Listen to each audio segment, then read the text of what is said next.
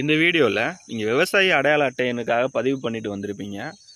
அது வந்து அப்ரூவ் ஆகிடுச்சா இல்லை பெண்டிங் ஸ்டேட்டஸில் இருக்கா அப்படின்னு எப்படி செக் பண்ணுறதுன்ற இந்த வீடியோவில் பார்க்கலாம். இது உங்கள் மொபைல்லே நீங்கள் தெரிஞ்சுக்கலாம். உங்கள் கூகுள் க்ரோம் ஓப்பன் பண்ணிக்கோங்க.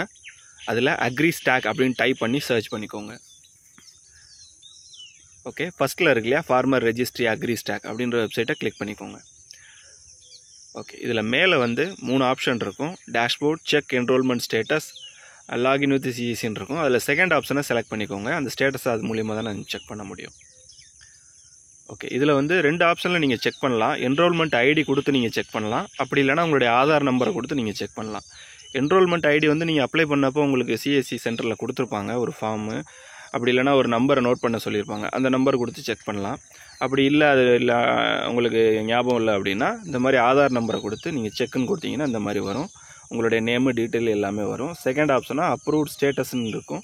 அந்த அப்ரூவ் ஸ்டேட்டஸில் பெண்டிங்காக இல்லை அப்ரூவ்டா அப்படின்ற ஒரு ஸ்டேட்டஸ் நீங்கள் பார்த்துக்கலாம்.